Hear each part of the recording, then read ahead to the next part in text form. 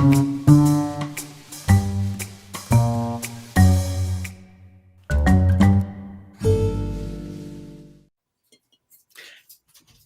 Wednesday. Grab your last pumpkin spice of the season, perhaps. Grab your goat, grab your wand. It is time for Willow to Bark. No, it is time for the Witches movie, Coven.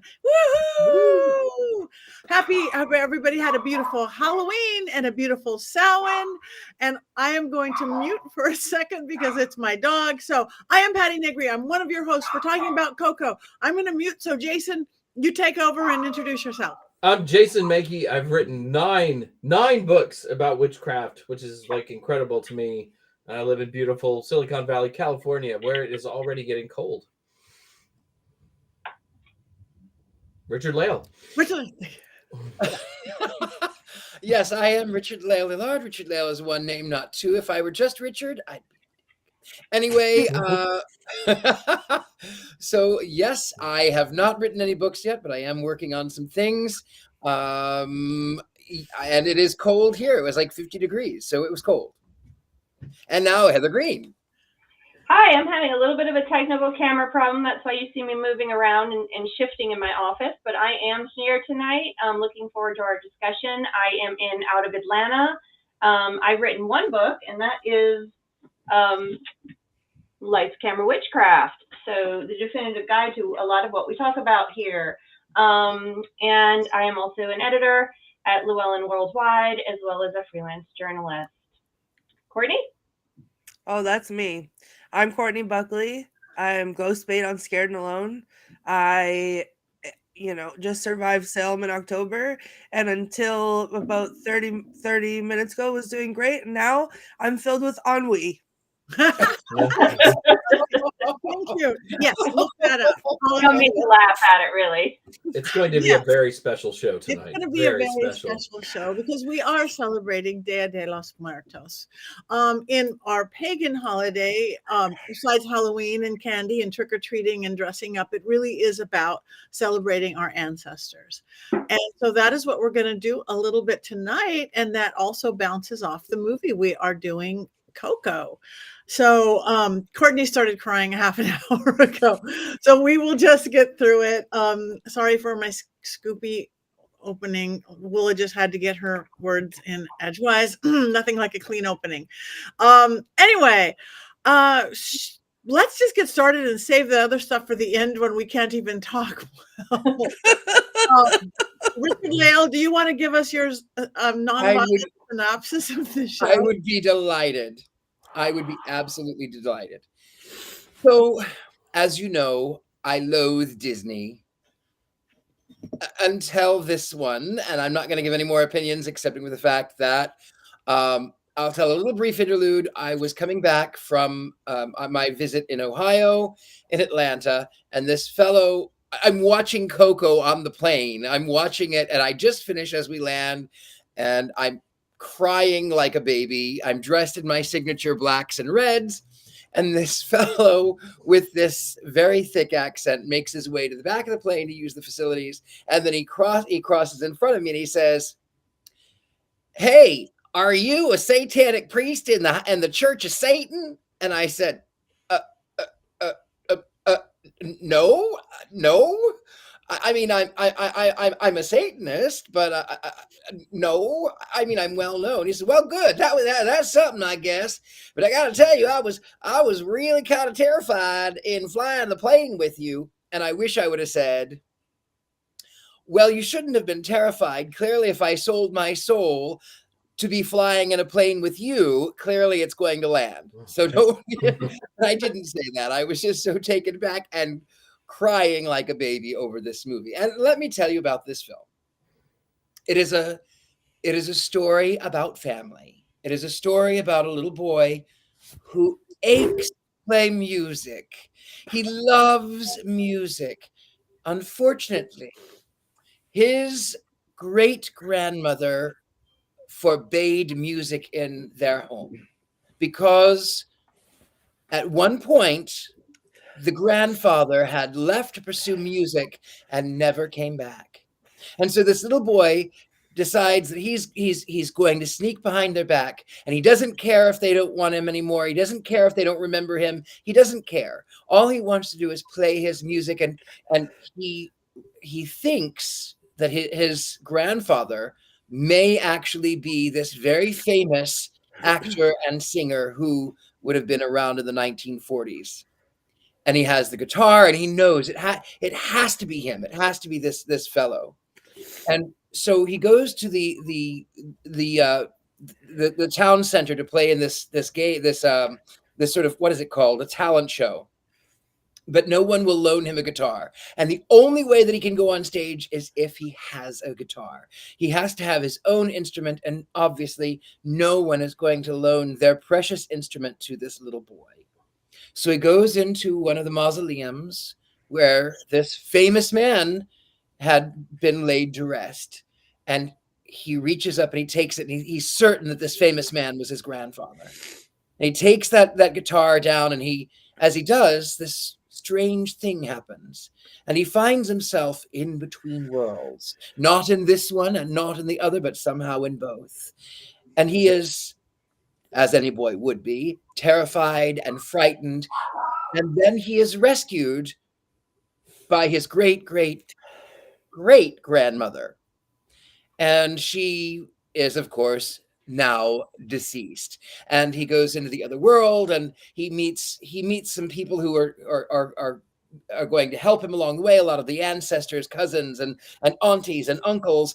And he's convinced that this celebrity deceased man is his grandfather. And this vagabond deceased man who is trying desperately to come back to the other side, he's trying desperately to be remembered, but he can never seem to cross back over into our realm. He says, well, I can take you to that man. I can take you. You can see him. I can go. So they end up by going to this man's mansion. And I guess in the other world, if you're rich, you're rich. And if you're poor, you're poor. And that's the way that it is. And so since he was a celebrity, he gets a lot of acolytes, and a lot of people put his picture on their altars at the time of Dia de los Muertos. And this little boy desperately needs the blessing to play music so he can be sent back. He desperately needs it. And so he takes the guitar and he calls out and he starts to play Remember Me, the song that this man is famous for singing. And then it turns out that it's his grandfather, and it's this loving sort of connection until you find out that he's not his grandfather, and that his grandfather was the vagabond, and that the only reason that his grandmother, his great-great-grandmother, I don't know how many greats, his great-great-grandmother didn't want any music played in the house because he had left. But he tried to come back. The vagabond had tried to come back. He was the one who wrote all of the music, and he had been poisoned by this man in white, this superhero of the screen. And then, of course, as they're fading, his spirit dog, his spirit guide turns into an actual spirit guide and is not just a little dog. And they're rescued, and the family is reunited, but it's too late, because when one does not remember, when the last person who knew you when you were alive, when they pass on, and if there are no pictures of you on the altar, then you never get to see them again. I know, we're all doing it. And so in the end, Grandma Coco is dying, and she's forgetting. And the little boy is fading, and he gets the blessing and goes back, and he bursts in to see his Mama Coco, and he sings the song, I will remember you, or remember me, though I'm far away, remember me. And in a moment of clarity, the little old woman starts to sing, and she says, my papa, he sang that to me. And then 1 year later, on Dia de los Muertos, Mama Coco has passed over that bridge too. She's reunited with her mama and her papa and all of her cousins. And the little boy places picture of Mama Coco on the altar. His grandmother does, and he's there with her, and he tells the little baby, "These are not just old photos. These are our family." And then it plays off with "Remember Me," and it's this beautiful story about the ancestors, and a celebration of the Latin heritage, a celebration of Dia de los Muertos. I feel like I just watched it all over again. Oh, Courtney, I just want to give you a big hug right now. I just want to hug you and tell you it's going to be okay. It's not going to be okay. It's your fault. You picked this movie. But these are happy tears. Yeah. These are No, they're not. I've been blamed for a lot of other things. This is fine. I'll take this one. Okay. All right. Well, that is a beautiful. Now you all understand the film and why Courtney and is crying hysterically, and we are tearing up. And let's move this over to Heather now, because is this one of the movies in your book, dear Heather? It is not, because it's not really a witch movie, so it doesn't come up. Pixar, of course, does, and Disney does, but this is not a witch movie, so it does not appear in my book. It's a movie that definitely touches people that are pagan, because there are similar practices with, this holiday and paganism, certainly Samhain, and there are a lot of other cultures around the world that celebrate ancestors at this time. So this is one of those. And I actually did an article on the holiday by and interviewed Laura Gonzalez. She's a witch, lives in the Midwest, but she is originally from Mexico, born and raised. She's also of an indigenous heritage. So she celebrates Day of the Dead, as well as Samhain, as well as Halloween, as well as the indigenous practices from her culture that led to the actual Mexican Day of the Dead too. And so it was a fascinating interview, and I have that. I have posted that on my social medias if you guys want to read that. So it's really fascinating how all of that works out. I also was fortunate and got to work on, and just show this little book here. This is, there's a link to my story at the top. If you see that little QR code, you can link to it, and you can go right to the story.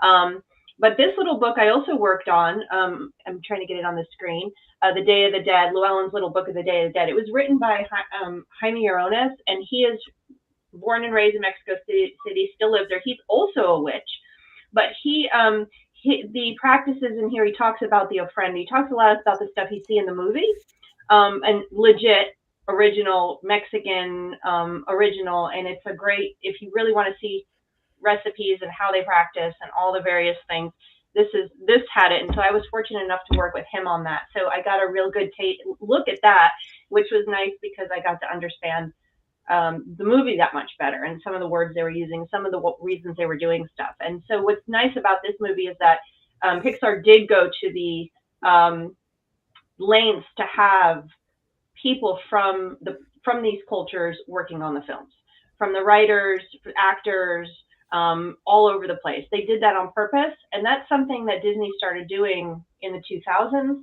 We started to see them really trying to stretch their boundaries and go from what they were doing back in the 90s and earlier, which was mostly white European stories or with white characters. For the most part, they started changing that in the 2000s. And so you start to see them representing a greater portion of cultural things, as well as different types of people, diversity of characters.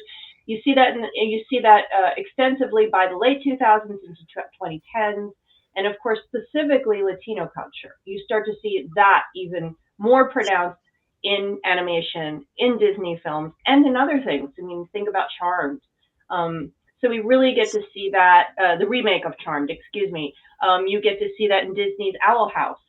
You see it in, also we had the Book of Life, which was done before this one, I think, which is largely pan compared to Coco. So you really start to see more and more interest in representing Latino culture and other cultures other than the European base, especially witchcraft and stuff like this. So it's really, this is a really, that's the notable thing about this is, and it's probably one of Pixar's most loved films, you know, aside from Toy Story and their classics, but this is probably one of Pixar's most loved films. So I try to take that away from the tissue discussion. We can get to the tissue stuff later because then I'll tell you all about my reaction. But that's just some basic stuff of what this is. Okay. It is beautiful. Courtney, while you're breathing, do you want to go first? Sure. So in my own defense, the reason I'm this hysterical about it is because I literally just finished watching it again before we came on here. So I hadn't yet finished sobbing from that, and then we came on here, and then there was it's just a lot. So when I first saw this movie, I saw it in theaters, and I think I've told you guys before on here that one of me and my son's Thanksgiving traditions, we created our own Thanksgiving because neither one of us likes turkey or Thanksgiving food. So we'd go to the movies and we have like a cinematic adventure. And every year, like Disney or Pixar puts out a movie. So there's always something family to watch. And we went to see Coco. And I had no idea what it was about. I didn't know anything about Dios de los Muertos. I can't even talk. I didn't know anything about it. So I didn't know what to expect. And I was in the theater sobbing audibly, like crying in pain because it was like the most beautiful thing I'd ever seen. But it was like, it just hurt so much to watch. And I don't know. I love it. And I've watched it since then a couple times, but every single time it gets me, and it gets me in the same spots.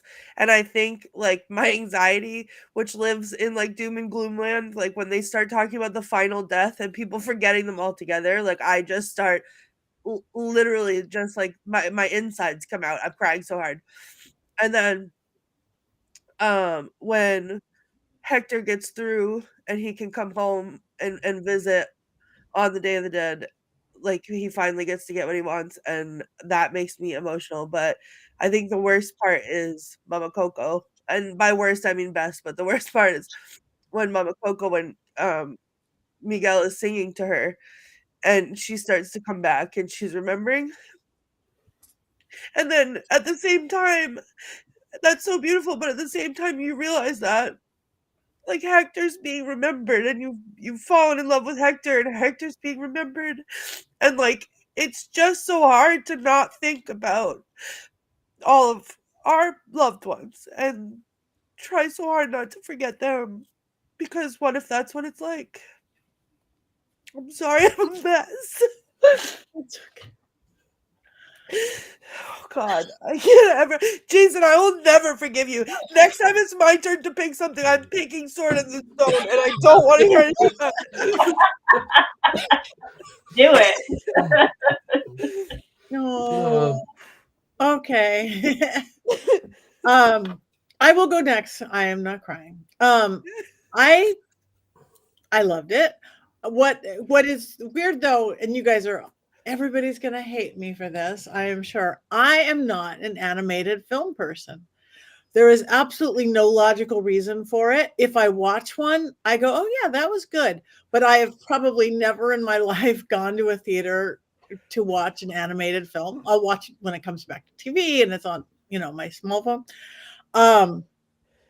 I absolutely fell in love this one because the characters were real to me. Different, not about the animation in itself, which was amazing and beautiful, and the depth and the colors was like you wanted to live there. But it's really like everybody had a life. All the characters, the relatives, the children, the family, the dead, the living, the dog. Everybody had a story that before you had a complete story before, during, and after the movie. And that really, really impressed me. And it made me very happy to watch it. And the music, I just fell in love with the music, the guitar, the music. It just, you want to play the soundtrack when you're stuck in traffic on the freeway. And so it maybe allow it to change my mind just a wee little bit about animated films in general. So that's it. I mean, it's so funny because we all know Sebastian, my friend Father Sebastian, King of the Vampires, when he talks about vampire culture and our magical belief system, which is extraordinarily the same as your basic Wiccan structure. Basically, it's elemental, it's deity based. But he uses the movie Coco to explain afterlife of the vampire culture. I mean, he literally uses the movie Coco, and I thought that was pretty funny for ever and ever and ever for regular, Muggle type to understand it. So I thought that was pretty cool too. So anyway, that's my thoughts. It changed my thoughts on animated in general because they weren't animated. They were animated characters for animated characters. That's it. That's me. Can I just real quick address this comment here from Colin? Yeah. I must confess I've not seen the movie, but given how many tears we're seeing here, I'm almost afraid to watch it. Please do not be alarmed. I only feel feelings one day a year, and apparently this is it. So all of my feelings of the year are seeping out of my cold dead heart, and that is why I am hysterical. So don't be afraid to watch it. You should absolutely watch it. It's really good. And they're happy. To me, they're happy tears. They're happy tears. Mine hurt. I get where you're coming from with that, but this hurts me so much because I have a hard time with death. I have people that have passed on, but I worry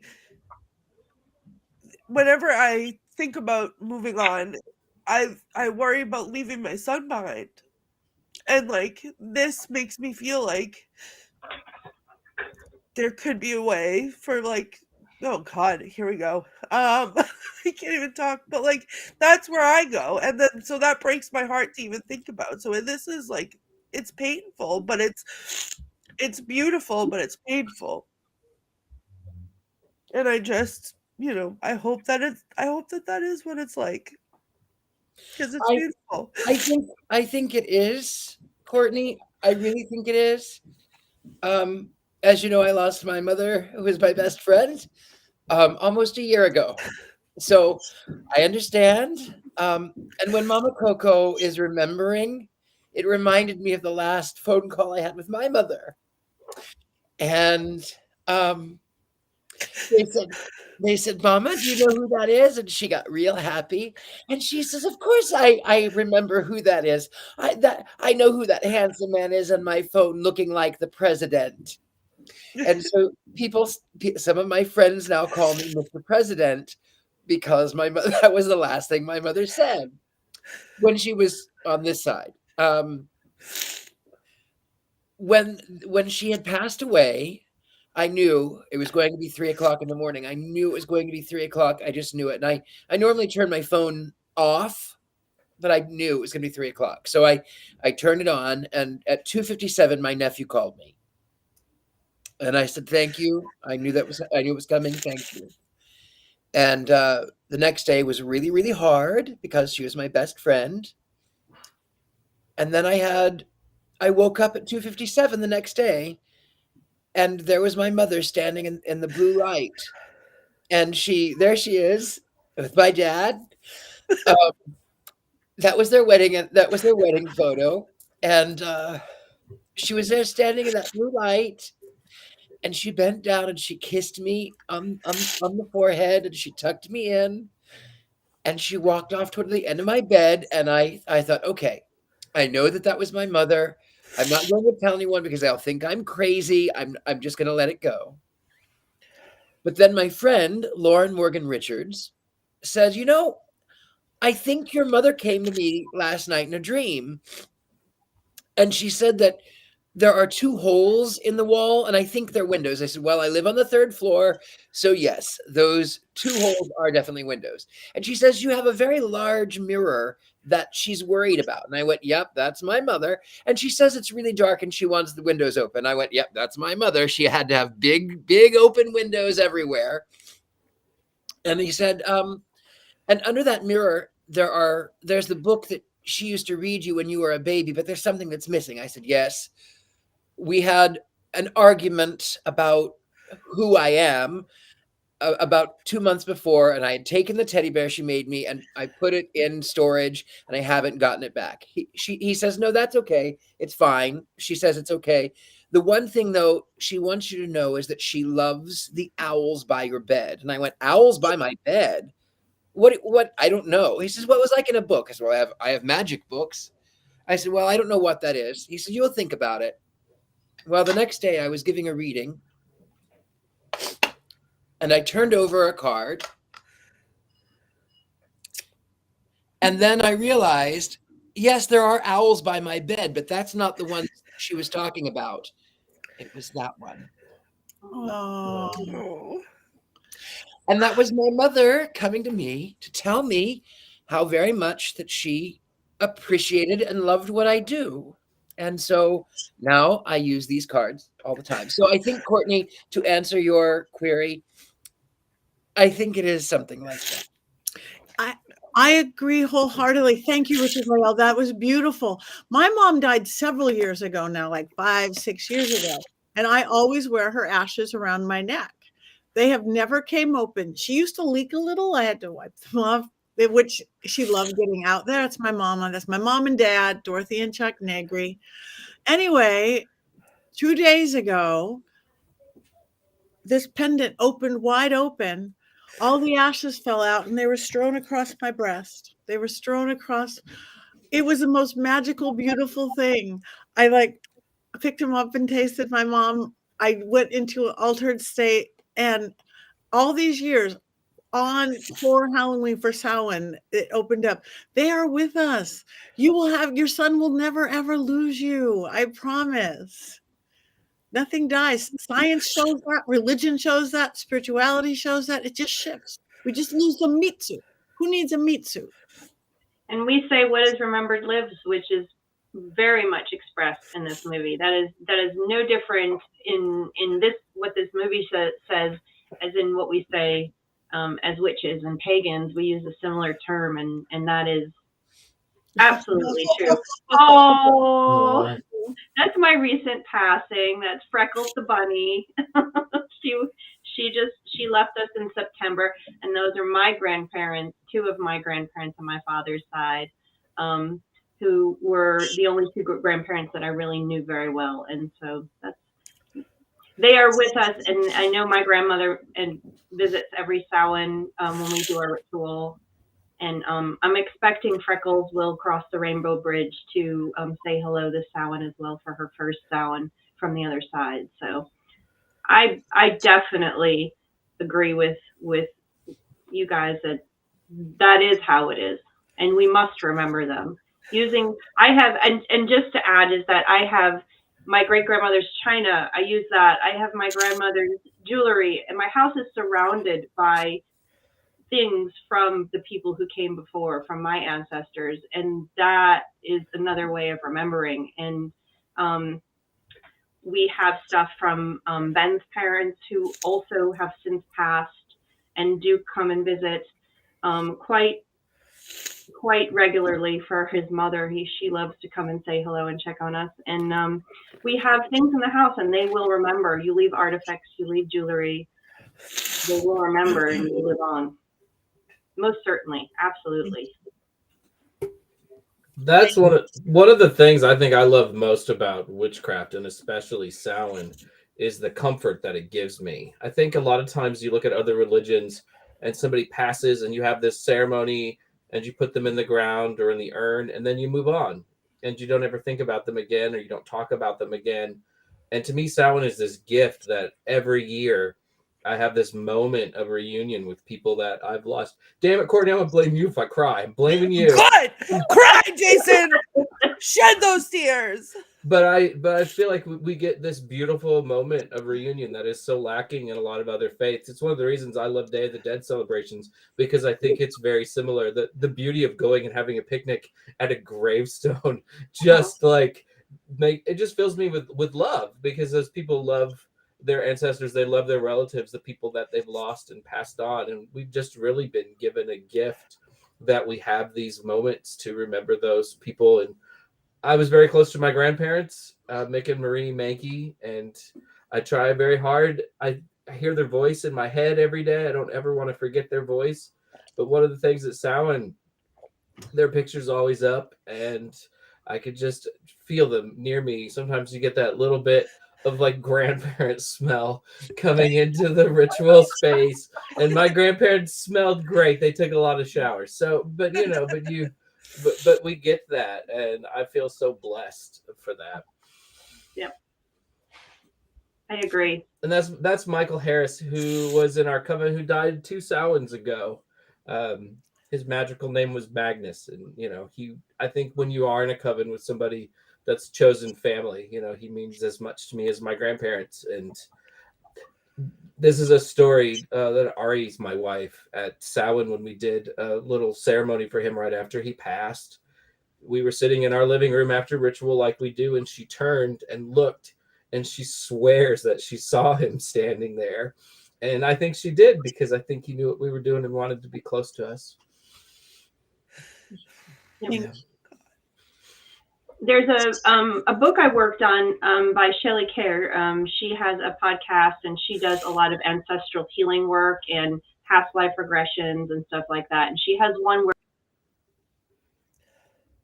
where you do ancestral, I think it's genealogy, various forms of past life therapies and modes to connect with ancestors, whether they're biological or not, doesn't matter, to connect with your family ancestors and to heal either the relationships you had in life with them or in life that they had if you didn't know them forever. And she does this kind of work. And I think one of the things about this movie this time, because I hadn't worked on the book the first time I saw this movie, but this time, one of the things that really touches me is the healing that happens with those who have passed between them. And so one of the first times that, like I was saying before we started, that the first time that I start to cry at this movie, because I am also just bawled from pretty much the end third of the movie, just cry it right out. The first time is actually when Hector, when the wife or the great grandmother is lifted up on the stage by accident. She doesn't mean to go up on the stage, and she's standing there with the picture, and she's singing. She's told to sing, and she starts to sing, and she looks over off stage, and then Hector is standing there, and he gets the guitar, he picks it up and starts singing, and looks at her, and she looks at him, and right at that moment, that it's a split second, that look from her to him and him to her, and that love just that's it. The love just explodes right there, and the healing happens, and at that moment, I'm done. And I'm tearing up thinking about it, but it's this moment of pure romance, of pure love, and that these two people who have passed, who had trauma in their real life and then trauma into the afterlife, have now healed. And so that reminds me of what Shelley does, that you can also work on healing with them, and that these ancestors can heal their traumas, whether they involve you or not, and you can be a part of that beauty. And that's another thing that Miguel did for his ancestors. He brought healing to his ancestors, which is something that actually that can be done. It's a fascinating book, and I was just, when I saw the movie, I was like, oh my goodness, look at it! Look at them portraying that. Another beautiful part of Day of the Dead and our Samhain rituals, like Jason said, are so similar, and it's cathartic, it's spiritual, it's for me, like Jason said, it makes me feel more comfortable. It makes me feel more grounded and connected, and also okay with death, which is the whole point of Day of the Dead. It's okay. I think Jaime says it. He says, we name death, we call it, we're not afraid of it. That's the whole point of the holiday. It makes me okay with it. So, not that the sadness goes away. The sadness is good, though. The sadness says that we love people and we care about them, and it lets them know we're remembering them. I mean, I find joy in the sadness, as weird as that phrase might sound. Can I share my people? Yes. Yeah. So I think part of why this movie, and I think you hit the nail on the head, Heather. I think part of why this movie gets to me as much as it does is because Mama Coco reminds me of my Nana. And my Nana was, there she is. She's beautiful. My Nana wasn't nearly as old as Mama Coco, but she was loved just as much. And she was like my mom, and I lost her when I was like 17. And I think I used to, I have to agree that like I do see things, I do see people carrying on because like when she passed away, she had cancer for a long time off and on, and she had a wig, and she didn't have any eyebrows, so she would draw on her eyebrows, and she was so meticulous about her makeup, and she would never leave the house, not even to get the mail, unless her face was on. And a couple days before she left us, she had a doctor's appointment, and she was too weak to put her makeup on, so my mom did it for her and sang her that song, I'll Say a Little Prayer for You, where they sing each morning I wake up before I put on my makeup, and they were crying. And then she passed at home. She left very fast, but she passed at home, and she waited for everybody to come and say goodbye to her. And she was catatonic. And on her last day, we had like a little radio playing softly. And I was holding her hand. And in her last moments, she opened her eyes. She looked at me, and she squeezed my hand. And I called for my mother. And my mom came in, and there was like 8 of us in the room, and she took her last breath and she left, and it was beautiful, which scared me. But at the same moment, that song came on the radio, and every single time I need my grandma, that song plays from somewhere. Like, I was in basic training for the Air Force. We don't have radios. We're not allowed to listen to music. And I would be thinking about how I couldn't go on. I couldn't keep doing it. I couldn't do it anymore. And someone in the shower would start singing it. And nobody knew that story. So, I see that. I see that connection to the other side. And I think I know I won't forget. So no one will forget me. But, and then I have also another picture who, it's my cousin Mankey. He passed away when he was 14. He took his own life, which was really hard. And he's been gone longer than he was here, but he's still such a big presence in my heart. And it's hard not to think about him. So, sorry, I can barely do this. No, you're doing great. Beautiful. Okay, thank you. As you guys can see, we did submit family photos today. We are doing our version of this, so that's why pull out your family photos, you guys. Maybe light a candle, talk about it, talk around the dining room table. Share your family members' names in the chat so we can honor them with you. Yes, we would love to do that. Okay, back to the movie, or whoever wants to go next. Well, I'll share that we are doing our Samhain celebration tomorrow, and we do something very similar where we have our altar with all of our family photos. And we actually this year invited my parents to join us. They usually don't. They're going to come this year because they're curious. And so we should be doing this again tomorrow. We do it in the which way. Obviously, we are not from Mexican descent, so we don't try to take those. We don't do it as a Day of the Dead, although the concept is similar. We do it in the Samhain tradition, and so we should be having fun time. We have a lot of people, and we usually get visitors from beyond the Veil come, and grandmothers, and as I said, Ben's parents and pets. We can't forget the pets. Freckles. They do. They come, and also we will be honoring a woman that gave me and blessed me with a number of dolls for that she was a doll restorer, and she passed in January, and we will be bringing her name in too. And I expect that she also will not be forgotten. Every one of the dolls here has her energy, and it will not be forgotten. So it's a powerful movie that really makes, it's one that you could almost watch as a ritual every year to help, I think. Yeah. There's really an energy this time of year, and there's a debate going on TikTok whether the veil between the worlds is a real thing and does it really thin. And some people cite, the ancient Irish Celts, like that's not what they did when they were doing Samhain 2,000 years ago, and we really don't know a lot about what they did. But if you look around the world at this time of year in the Northern Hemisphere, you see lots of different groups honoring the dead. There's just something in the environment. There's some sort of energy that we can all feel. The All Souls and All Saints Day were originally in the spring, close to Easter, and they weren't moved to try to, make the pagans Christians. I think they were moved because people realized, even Catholics and the Pope, hey, there's something in the air in late October, early November.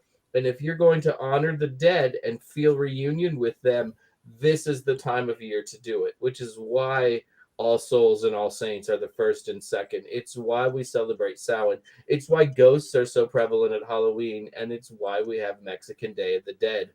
I think the fact that all of these different holidays and all these different traditions exist near the same point in the calendar is just not a coincidence.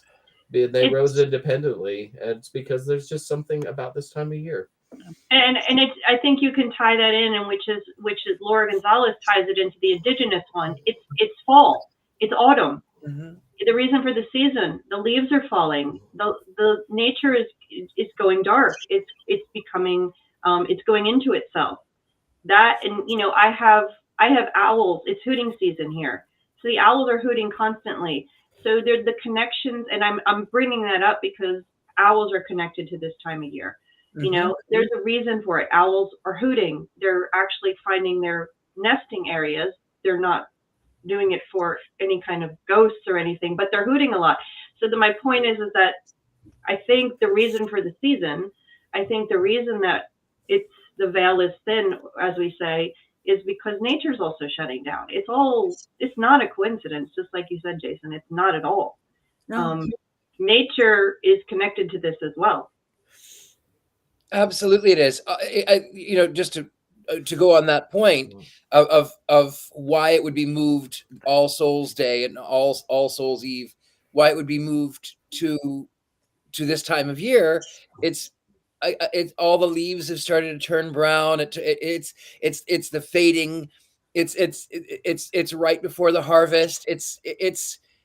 It's not the winter when it is in the cold ground, and of course spring is rebirth. So it is the dying of the embers, but also the ghost stories that bring us together. It's the fires that we keep. It's the fires in the heart. It's the fires that we gather around where we tell stories. It's the candles that we burn. It really is all about that time of the year. It is. It's all connected. Yeah, it's a time to come inside, even following the wheel of the year. Like you were saying, the spring, we're coming out, we're out, and now we're going in deep. It's ancestral work, lighting the fire. It's just, I'd love to know why this is my favorite time of the year then, if I have to be so emotional about it when I don't like being emotional. Well, in fairness, Courtney, you have a doll that you don't think is a doll when it's clearly a doll. And why do you have to bring that into this? Maybe deep down you like being emotional. Maybe this feels really good. And instead of trying to hex me later, you should send me a little love letter or something. I think I agree. How dare you? I agree with Jason. I do too. I don't want to feel things. It's too much. I've been crying now for an hour and a half, and it's really a problem. But you know what? You've also laughed several times. Crying is so important. So salt has healing properties. If someone is a marathon runner and they take a salt bath, it absorbs that pain. In witchcraft, we use salt circles. We use salt in our spells. We use salt. Even in the Christian, it says that you're supposed to be the salt of the earth. Salt has healing properties. So our bodies are 80% water, and when we shed that salt, it's healing. So crying may make us not so pretty, but I think in that not so pretty, it is absolutely beautiful. It's absolutely healing. And I think that it is so imperative that we allow ourselves, it doesn't matter male or female, young or old, it doesn't matter who we are, we must allow ourselves to cry because it's healing. Amen. I would just, Kelvin, I feel like the Grinch until I cried. That's me. That's me right there. Yeah. All right. Somebody, I know this is a very different review because we're not really reviewing the movie quite as such as normal, but we're going into our stories, but who wants to go next on any of those fronts? Well, can I say thank you to everybody who's putting the names of their loved ones in the chat, because I think missing people and remembering people brings us all together too in the here and now. And I've read, even though we haven't read them out loud, I personally have read every single one that you've put in there, and I've given them a thought as we were talking. So thank you for sharing that with us. Yes, thank you. And thank you for bringing that up, Courtney. That's beautiful. I just don't want to be the only emotional one anymore. Yeah, my moon is in Pisces, Courtney. You have no idea. I'm a walking water faucet, but I can control it here for some reason. Just to some degree. Courtney, like your song though, that comes on that reminds you of your Nan. My mother loved "I Will Always Love You," and oh God. And so I was actually in Ohio with my friend. I was helping her pick up her kid from school, and "I Will Always Love You" came on the radio. And of course, it's the 30th, and it's not Halloween. And I'm crying like a baby because there I was remembering. And yes, people are saying, asking if I think that tears can bless. Yes, tears are absolutely a blessing. It's painful and it hurts, and you have to get it out. Richard-Lael, not to make light of what you just said, because I'm really not trying to, but in another way it hurts, because that song I put on purpose to scream sing as I'm driving, to the point that like I give myself a nosebleed because I'm scream singing it so loud. So from now on, every time I do that, I'm going to think of your mom. But is it the Dolly version or the Whitney version? That's the first thing that pops into my head. For me, it's Whitney, but it's still the sentiment is there. Yeah. Yeah. Well, I'll share. Oh, go ahead. I was going to say, I don't know, my internet's cutting in and out. It's, the veil is thin, and so is my internet. So I personally prefer the Dolly version, but my mother loved the Whitney Houston version. She liked both, but she loved the Whitney one. That's the one I scream sing until my nose bleeds. So from now on, every time I do, it'll be for her. And why do you scream sing until your nose bleeds? Because I hate crying like this. So instead, I scream sing in the car for people to look at me, but I get my feelings out that way. But I mean, I would rather cry than bleed. Yeah, me too. Yeah, have you try to belt Whitney as loud as you can at the top of your lungs and see where it comes out. That will make other people's around me's ears bleed.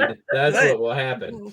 I love other humans way too much for me to sing "I Will Always Love You" by Whitney. Well, on the road in Massachusetts, surrounded by Massachusetts drivers, you may feel differently. So it's like a defense mechanism. Keep everybody away from me. So I have a crazy little piece about the article I write with Laura Gonzalez that has Day of the Dead, is that we did the interview and I wrote the article over a period of October last year. And the Indigenous holiday starts in August, I believe, and goes through. So she had been practicing for a while. We did this great article. She's a lovely person. And then it takes some time for the editing. I have to send it into my editor, and I never know when they're actually going to publish it. Well, they decided to publish it, and I can't remember the exact day. You can go look at which date it was. It was 23rd, 24th, 25th, a few days before, end of October. And I sent her the link, and she didn't call me. I don't remember, it was text or whatever it was. She contacted me. She was bawling because it was actually published the day her mother died. Oh. and her mother had died. I think it's in the article. I believe it was exactly 10 years before that or something. And she had never been interviewed. She's not a public.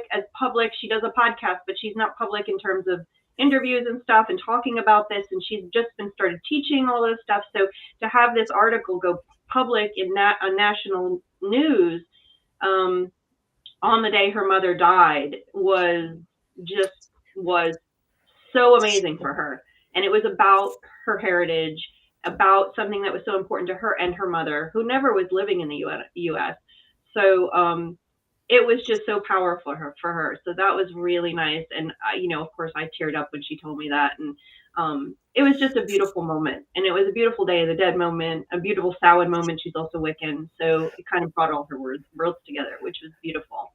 But, and I also was going to say is that another nice thing that I think what we can do to help remember, and I did this with my grandfather, and I think it's a nice thing you can think about for the people in your life who might be close to passing, is that they have them write their stories down.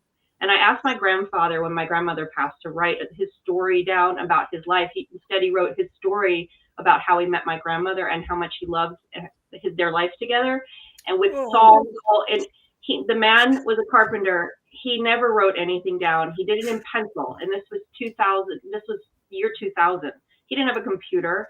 He wrote and I still have his paper copy. Ask your grandparents, your parents, elderly, hear their stories, listen to them now, write them down, because as an advocate for genealogy and just as a storyteller, write them down, because it's one way you can remember them. You can tell their stories in their own words. And that story is one of the most beautiful treasured things I have of all of the things I have from my grandparents, because I have to. Yeah, there you go. That's my grandpa. He wrote it about her. They got married in the late 30s, and she died in the 99. He died in 2008. I just want to say that about living. My grandfather. I'm following his footsteps, only opposite, because he was a philosopher, but he was an atheist. He was a psychoanalyst. He was very academic, and he wrote lots of books. He wrote books on religion. He wrote books on sex. He wrote books on beautiful books, not all my belief, but they're well out of print. And not too long ago, I found somebody was illegally printing them. I actually bought a couple, and print on demand, the works of Patti Negri. And I kind of got up in arms about it. And then I went, no, even my grandfather, who didn't believe in any kind of an afterlife, he said, you are remembered by the work you do. There's a big statue of the thinker at his grave and a thing. I'm thankful to this person. And one day, maybe I will take it over and republish his works and do something. But until then, I'm thankful for this illegal person doing print on demand, that my grandfather's work's still out there. That's wonderful. All right. I think it is time, looking at the clock and reading our producer's notes, for our movie minute. All right. Now, Coco is not like a great Pixar movie, like Bug's Life or Cars 2, 3, and 4. So this was a little more challenging. All right, here we go. I don't mean that at all. Those movies are terrible. Remember back when Toy Story scarred you for life and made it impossible to throw away an old and broken toy, and really to throw away anything else. Seriously, my toys come to life? Those toys have seen me do unspeakable things. Now prepare yourself for Pixar to scare and scar you all over again in Coco, a movie not just about the inevitability of death, but the inevitability of dying a second time and being forgotten forever. By the time Coco is done, you'll be begging your extended family and friends to all begin celebrating the Mexican Day of the Dead, and requiring those friends and family to print out your picture and plaster it all over their homes in case of your demise. Meet Miguel Rivera, an aspiring 12-year-old musician whose family hates music, and I mean really hates music. Instead of listening to music, the Riveras have embraced making shoes and run a small sweatshop in the town of Santa Cecilia, where everyone in the family is forced to work, including poor Miguel. Everyone in the Rivera family is forbidden from even listening to music? Something that is all but impossible. Seriously, how does that work? Does everyone walk around with noise-canceling headphones on? Despite the protests of the Rivera family, Coco has tons of great music. And when the film is done, you'll be singing Remember Me, whether you want to sing it or not. Puzzle at just why the movie is named after the character Coco, a character that has maybe 15 lines in the entire movie. And then, once Coco is dead, really puzzle as to why she is the only spirit in the land of the dead to take the form of a 150-year-old skeleton lady. Seriously, every other deceased member of the family looks like they are in the prime of their lives in the land of the dead. Mine is not having any skin, of course. But Coco chooses to look 150? It's maddening, I say. It's maddening. As you may have noticed, I had to work extra hard to find things to make fun of in Coco because this movie is most excellent. You'll even have your heart stolen by the spirit guide dog Dante, and by the end of the movie, you'll say to your friends, I'm not crying, you're crying. Yay! Courtney has a quote. Oh God, that was funny, and I stopped crying, and now I'm gonna cry again. Thanks, Richard-Lael. Okay, I was crying too hard to take. There was something. Someone said something about a femur, and I got really excited. But it was also during the time that I started to cry, so I lost it, and I tried to look it up, and I couldn't find it anymore. So I only have one quote, and it's beautiful and it's sad. Oh God, it's from the song "Remember Me," which I love and is terrible and heartbreaking, and it's the line that says, "No, make my nose bleed instead of tears come out." Know that I'm with you the only way that I can be until you're in my arms again. Remember me. And it's just like we're all doing our best. And whatever that looks like at the end, we'll all be together. So I thought that was beautiful. And thank you so much, Richard-Lael. And now I'm mad at you, in addition to being mad at Jason. All right. On that so angry note, I guess it is time for us to rate this movie, everybody. Wands up, wands down. And all you beautiful people, we love. Thank you for listing your ancestors. Thank you for commenting your opinions. Now give us wands up or wands down. It's no Bug's Life. No. Oh, goodness, please. I'm just kidding. I'd have to turn the light off on myself if I had given this half up. We'd all turn our light off. You should just kick me out and we walk away. My wand today is a skeleton key, a very large one. And this is actually because of Baron Samedi, who is voodoo, not having anything to do with, of course, Dia de los Muertos, but he is the keeper of the keys between worlds. And so my key is up. Yes. And he's in New Orleans, as is Baron Samedi. Beautiful. So wands way up. It seems like this may be one of our few unanimous ones. We haven't gotten even a midway wand or a placid wand yet. Placid wand. Yeah. So we are wands up on Coco. Any of you now inspired, don't be afraid to go see it. Your nose won't bleed. Well, mine might. We want to wish everyone a happy, whatever you celebrate, do go celebrate your ancestors. If it's photos or memories or stories, it is how we keep them alive. Anything coming up? It's really fast. We're almost to the end. I am leaving for Michigan. Anybody in mid-Michigan? I'm going to be in Mount Pleasant this weekend.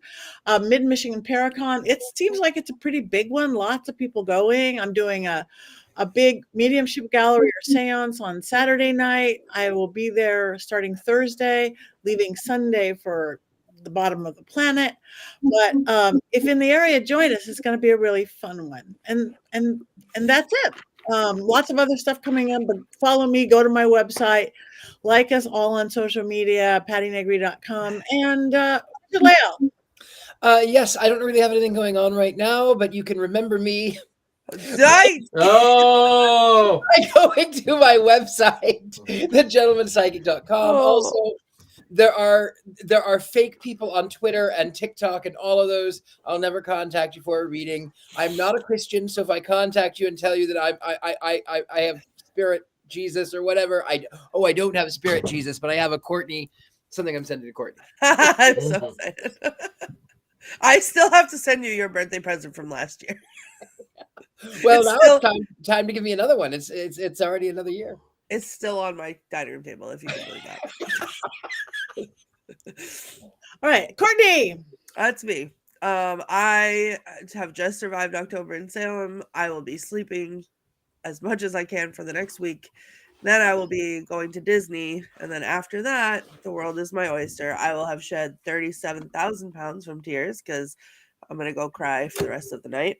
And then, yeah, that's it.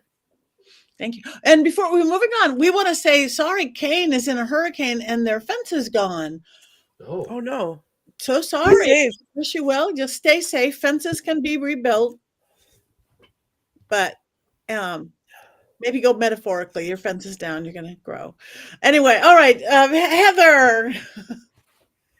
Hi. Yeah, I'm here doing. I'm not going anywhere in near future. I'm working on with my authors on my articles, and that's pretty much it. And I did have some things to share about this movie that were about the movie itself, but we didn't get to that. So if maybe another time, or maybe not here, but other than that.